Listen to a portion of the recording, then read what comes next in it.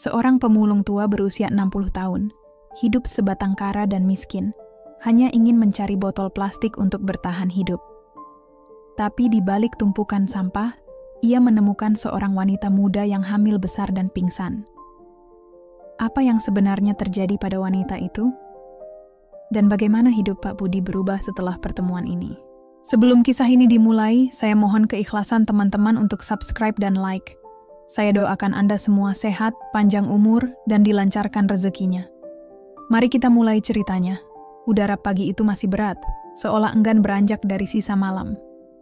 Di tepi sebuah sungai yang berwarna hitam pekat, seorang lelaki tua mendorong gerobak reyot keluar dari gubuknya yang nyaris roboh. Namanya Budi, usianya 60 tahun. Punggungnya bungkuk, kulitnya legam dipanggang matahari, dan matanya menyimpan kelelahan panjang. Sejak istrinya meninggal belasan tahun lalu dan anak-anaknya menghilang entah kemana, Budi hidup sendirian. Satu-satunya teman setia hanyalah gerobak tuanya, dengan bunyi roda berdecit yang sudah seperti napas hidupnya sendiri. Di kota yang kian gaduh oleh mesin, klakson, dan manusia terburu-buru, sosok Budi tak lebih dari bayangan yang tak pernah dianggap. Orang hanya mengenalnya sebagai si pemulung tua, yang setiap hari mengais botol plastik, kardus lembab, atau logam karatan dari tumpukan sampah. Pagi itu, kabut masih mengendap di jalan tanah menuju TPS, tempat ia biasa mencari rezeki. Hujan semalam menyisakan jalan becek, membuat langkah Budi berat dan lengket.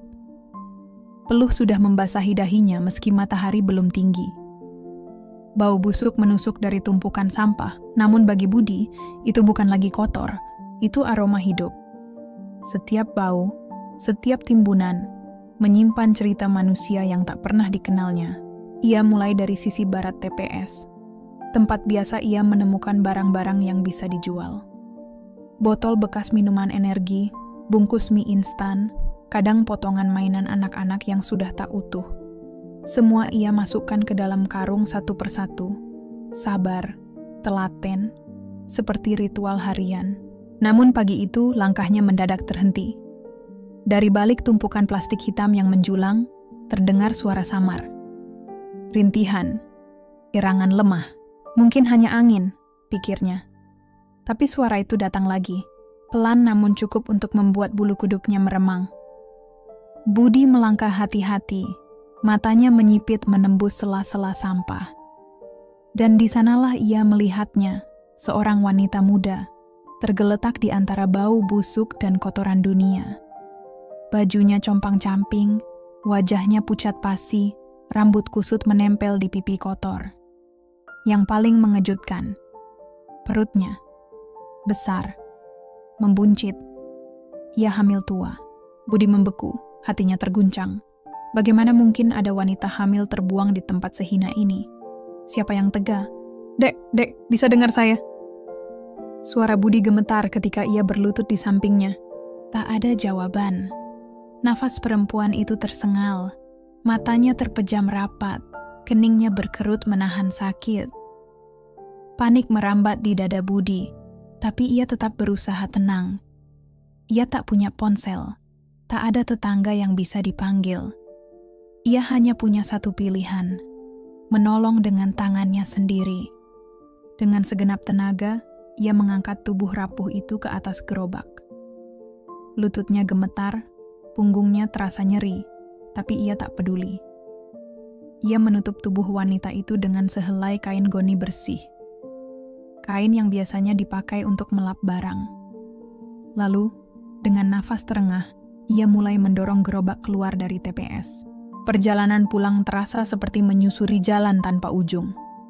Lumpur membuat roda tersangkut berulang kali. Beberapa kali ia harus berhenti, menahan sakit di pinggangnya. Tapi setiap kali pandangannya jatuh pada wajah pucat perempuan itu, hatinya kembali menguat. Setibanya di gubuk, Budi membaringkan perempuan itu di atas tikar pandan yang sudah aus. Ia menjerang air di kompor minyak tanah kecil, lalu membersihkan tubuhnya dengan kain bersih. Hatinya sesak, bukan karena jijik, melainkan karena marah. Marah pada dunia, pada orang-orang yang tega membuang hidup lain begitu saja. Malam itu, Budi tak tidur. Ia duduk di pojok ruangan, menatap tubuh lemah perempuan itu. Setiap beberapa menit ia mendekat, memeriksa napasnya. Ia belum tahu namanya, belum tahu kisahnya. Tapi satu hal pasti, Tuhan telah menitipkan jiwa untuk ia selamatkan. Dan kali ini, ia tak boleh gagal. Hujan kembali turun di luar, mengetuk atap seng yang berkarat. Namun di dalam gubuk kecil itu, ada dua jiwa yang kini terikat oleh sesuatu yang lebih kuat dari takdir. Keinginan untuk hidup. Hari-hari berikutnya berjalan lambat, seperti waktu enggan beranjak. Langit sering kelabu. Hujan menjadi musik harian. Budi bangun lebih pagi dari biasanya. Ia menanak bubur dari beras sisa yang ia tukar dengan botol plastik, lalu mengompres kening perempuan itu dengan handuk lusuh. Gerobaknya sudah 2 hari tak menyentuh TPS. Untuk pertama kalinya dalam belasan tahun, ia meninggalkan pekerjaannya. Ada cemas di dadanya, takut tak bisa bertahan tanpa hasil pulungan. Tapi ada pula rasa lain, rasa yang tak bisa ia jelaskan. Untuk sekali ini Nasil punya alasan untuk tetap di rumah, untuk merawat, untuk menjaga. Di dekat tikar lusuh, Pak Budi duduk terpaku. Pandangannya tak lepas dari wajah pucat wanita muda yang ia selamatkan beberapa hari lalu. Ada luka lecet di pipinya, mungkin akibat terjatuh atau terbentur. Tangannya mendekap erat perut besar yang sesekali bergerak. Tanda bayi di dalam sana masih hidup, masih berjuang. Dan justru itu yang membuat semangat Pak Budi tak padam. Hari ketiga sejak ia ditemukan, tubuh wanita itu akhirnya mulai bergerak. Kelopak matanya bergetar, bibirnya pelan mengeluarkan suara lirih. Saat itu, Pak Budi yang sedang mencuci pakaian di luar, segera berlari masuk.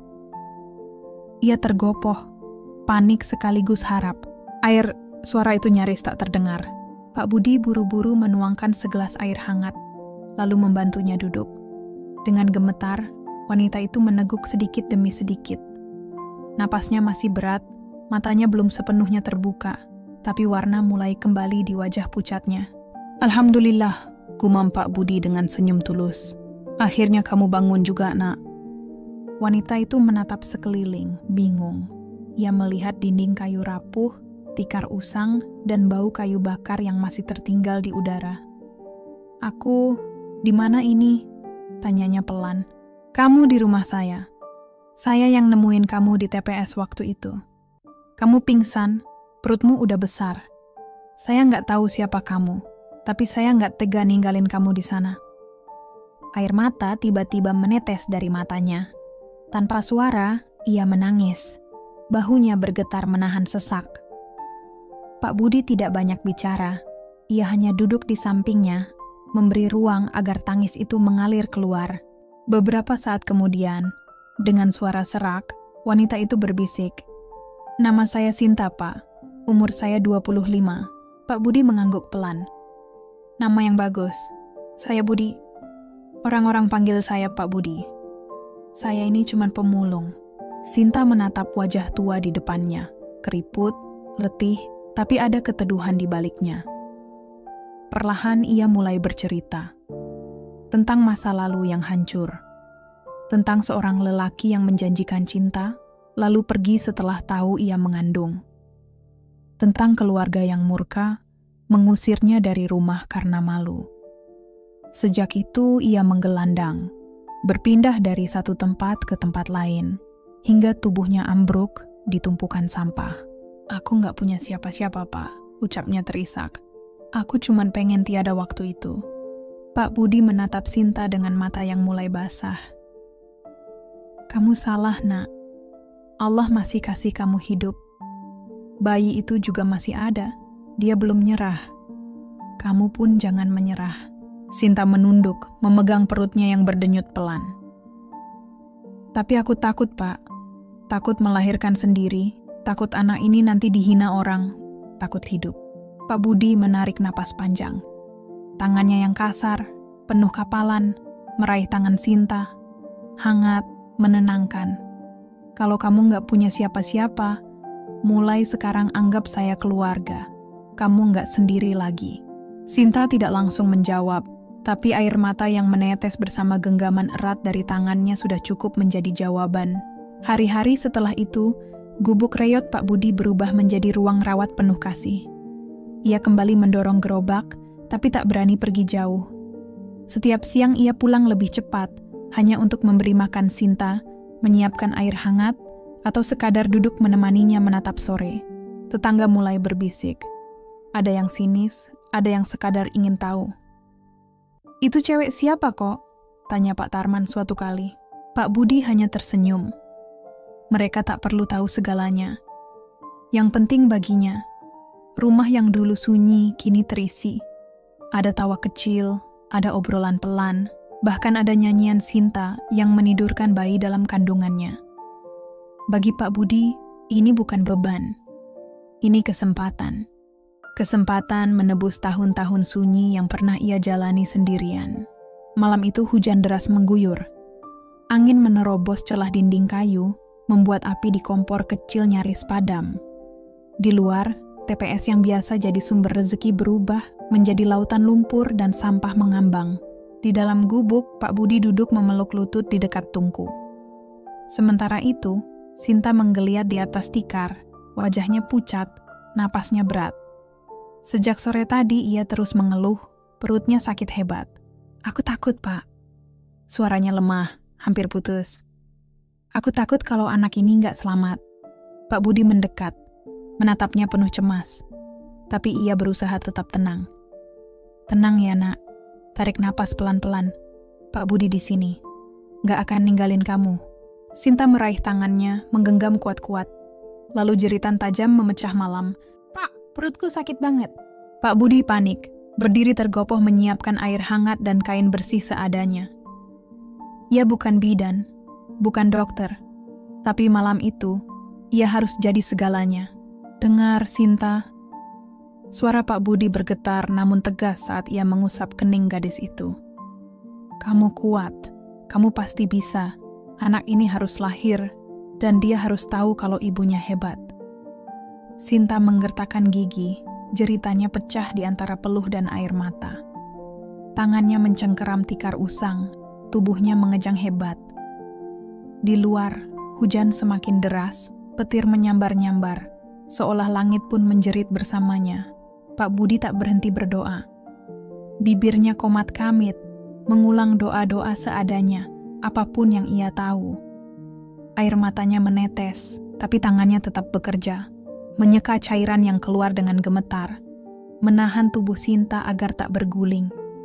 Malam itu seakan panjang tanpa akhir. Lalu, di tengah gelap dan bergemuruhnya malam, pecahlah suara yang dinanti. Tangis nyaring seorang bayi laki-laki menggema di gubuk reot itu. Tangis yang menembus derasnya hujan, menembus luka dan keputusasaan. Pak Budi jatuh bersimpuh, menangis seperti anak kecil. Sinta pun menangis, memeluk bayi mungilnya yang dibungkus kain goni bersih. Bibirnya bergetar, berbisik, "Maaf ya, Nak. Maaf ibumu nggak sempurna. Tapi ibu janji, ibu akan jaga kamu." Pak Budi mengangguk pelan, suaranya parau. "Namanya siapa, Nak?" Sinta menatap Pak Budi, lalu bayi di pelukannya. "Dava," katanya lirih. Artinya pelindung. Karena kalau bukan karena Bapak, aku dan dia mungkin sudah nggak ada. Senyum merekah di wajah Pak Budi, meski matanya masih sembab. Dava, nama yang bagus.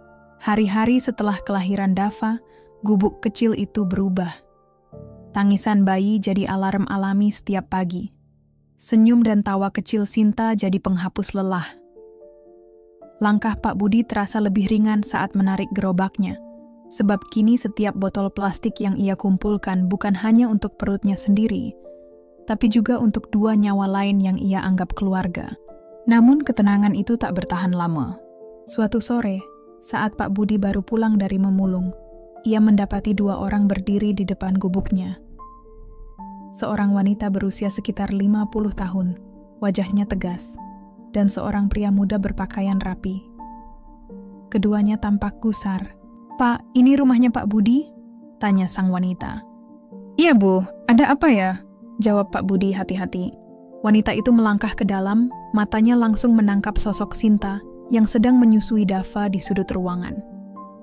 Seketika wajahnya berubah kelam. "Sinta," bentaknya. Sinta terkejut, hampir menjatuhkan bayinya. Wajahnya memucat, tubuhnya gemetar. "Ibu," bisiknya. Tanpa menunggu, wanita itu melangkah masuk, suaranya menggelegar. "Kamu bikin malu keluarga, hilang berbulan-bulan, lalu tinggal dengan pemulung tua di tempat begini. Hamil di luar nikah, sekarang hidup dengan lelaki yang bukan siapa-siapa. Dasar anak durhaka." "Ibu, tolong, jangan keras." Sinta mencoba menjelaskan, tapi sebuah tamparan mendarat di pipinya. Pak Budi buru-buru maju, berdiri di antara mereka. "Bu, mohon jangan kasar. Anak ini saya rawat waktu hampir tiada. Saya nggak macam-macam." Pria muda itu maju selangkah, matanya menyala. "Justru itu, apa maksud Anda tinggal dengan adik saya yang sedang hamil, lalu mengaku nggak macam-macam? Apa Anda kira kami bodoh?" Pak Budi terdiam, bukan karena takut, tapi karena sakit. Sakit melihat Sinta gemetar seperti anak ayam di hadapan badai. Dengan tubuh gemetar, Sinta berdiri. Ia memeluk Dava erat-erat, lalu berkata lantang, "Aku nggak mau pulang. Waktu aku bilang aku hamil, kalian bilang lebih baik aku tiada saja. Sekarang kenapa datang?"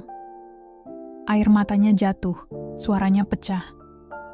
Pak Budi mungkin miskin, tapi hatinya lebih mulia dari siapapun yang pernah aku kenal. Aku nggak mau ninggalin beliau." Air mata Pak Budi mengalir. Sinta berdiri di sampingnya, tak lagi sebagai tamu, tapi bagian dari hidupnya. Wajah wanita itu memerah, nadanya menusuk. "Baiklah, kalau itu keputusanmu, jangan pernah datang lagi ke rumah. Keluarga kita sudah cukup malu." Mereka pergi, meninggalkan debu dan kepedihan. Pintu kayu berderit tertutup, menyisakan keheningan.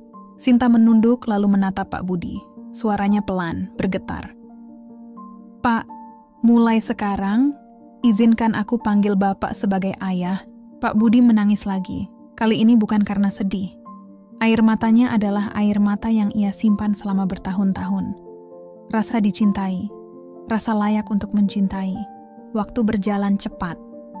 Dava kini hampir 1 tahun. Ia sudah bisa berdiri, berpegangan pada lengan Pak Budi. Tawa kecilnya pecah setiap kali tubuhnya oleng, dan Pak Budi buru-buru menangkapnya. Setiap pagi, Pak Budi mendorong gerobaknya dengan semangat baru. Bukan sekadar mencari rezeki, tapi mencari arti hidup. Di rumah, Sinta membuatkan kopi dari ampas lama yang dipanaskan kembali. Meski pahit dan tipis, Pak Budi meminumnya dengan senyum, seolah itu kopi termahal di dunia. Gubuk mereka berubah. Dindingnya kini lebih rapat, ditambal triplek bekas. Sinta menjahit tirai dari pakaian lusuh. Ada rak kecil untuk bubur bayi dan susu bubuk murah hasil patungan rezeki mereka. Namun, seperti pelangi sebelum badai, ketenangan itu hanyalah awal dari sesuatu yang lebih besar. Sore itu, langit berwarna jingga pucat. Sinta duduk di depan gubuk kecilnya, memangku Dava yang tertidur pulas. Wajahnya murung, sorot matanya redup, seolah menyimpan kegelisahan yang tak bisa ia sembunyikan. "Kenapa, Nak?" tanya Pak Budi sambil menurunkan karung berisi botol plastik bekas dari punggungnya. Sinta menoleh, menatap lelaki renta itu dengan mata sembab. "Pak, aku mau bicara soal masa depan." Pak Budi terdiam, lalu duduk di sampingnya. Ia tahu, kata-kata itu bukan keluhan sepele. "Aku nggak bisa begini terus," ucap Sinta lirih. "Dava nanti besar. Dia harus sekolah, punya tempat tinggal yang layak. Aku juga perempuan, Pak. Aku masih muda, tapi hidupku rasanya sudah habis." Pak Budi menatap jauh ke depan. Suaranya tenang, meski mengandung luka masa lalu yang dalam. "Hidupmu belum habis, Sinta. Justru baru dimulai." Sinta menarik napas panjang, lalu berbisik getir. "Tapi siapa yang mau nikahin perempuan kayak aku? Aku sudah rusak. Dava lahir tanpa bapak. Aku hina di mata orang-orang." Pak Budi menoleh, matanya lembut. penuh keyakinan yang tak pernah ia ungkapkan sebelumnya. Kalau yang kamu cari cuma status gelar istri, itu banyak. Tapi kalau yang kamu cari adalah rumah untuk hatimu, untuk anakmu, aku bersedia. Sinta terperangah, wajahnya memerah, bibirnya bergetar. Maksud Bapak, Pak Budi tersenyum getir, lalu berkata lirih, "Aku tahu aku tua. Tubuhku sering pegal. Langkahku sudah berat. Tapi aku juga tahu rasanya ditinggalkan. Rasanya sendirian. Rasanya punya ruang kosong di hati yang lama tak terisi. Dan sejak kamu dan Dava datang, rumah ini berubah. Bukan sekadar tempat tidur. Ini jadi rumah sungguhan." Air mata Sinta jatuh, bercampur dengan rasa yang sulit ia namai. Hangat, aneh, tapi menenangkan. Bukan cinta menggebu seperti remaja, melainkan cinta yang tenang, seperti embun pagi yang tak terlihat tapi menyegarkan. Hari-hari setelah itu, Sinta sering termenung. Keraguannya bergumul dengan harapan yang perlahan tumbuh. Ia mulai melihat Pak Budi bukan hanya sebagai penolong, tapi sesuatu yang lebih dalam. Suatu malam, setelah menidurkan Dava, Sinta duduk di samping Pak Budi yang sedang memperbaiki sandal jepitnya. Dengan suara lirih, ia berkata, Pak Budi menoleh. "Aku mau terima lamaran Bapak." Pak Budi terdiam, matanya membulat, jemarinya berhenti bergerak. "Apa kamu yakin, Nak?" Sinta tersenyum di balik tangis. "Aku nggak yakin soal masa depan, tapi aku yakin Bapak adalah satu-satunya orang yang nggak pernah pergi dariku." Malam itu, langit cerah meski atap bocor di atas mereka. Bulan bersinar, seakan ikut memberi restu. Beberapa hari kemudian, mereka menikah sederhana di mushola dekat TPS. Tak ada gaun putih, tak ada pesta, tak ada tamu undangan. Hanya dua saksi, seorang penghulu, dan tangis kecil Dava yang jadi musik pengiring ijab kabul. Namun di balik kesederhanaan itu, ada dua hati yang saling berjanji. Hati yang patah, kini saling mengisi. "Mulai sekarang," ucap Pak Budi sambil menatap istrinya, "kita bukan cuma saling menyembuhkan, tapi juga saling menghidupkan." Sejak hari itu, Pak Budi bukan lagi sekadar pemulung. Ia menjadi suami, ayah, sekaligus lelaki yang membuktikan bahwa cinta sejati tak selalu lahir dari masa muda, tapi dari keberanian menyambut luka dan menjadikannya rumah. Cerita ini mengajarkan bahwa kebaikan, cinta, dan ketulusan tak pernah mengenal batas usia, status, atau masa lalu. Bahwa rumah bisa hadir di tempat yang tak terduga. Dan bahwa siapapun, tak peduli siapa dia, bisa menjadi penyelamat bagi orang lain. Cinta sejati tak selalu datang dari kemewahan. Kadang, ia lahir dari kesederhanaan, pengorbanan, dan keberanian untuk saling menyembuhkan. Terima kasih kamu sudah menyimak cerita ini. Jangan lupa untuk like video ini, subscribe channel kami, agar tidak ketinggalan cerita menarik lainnya. Sampai jumpa di cerita berikutnya.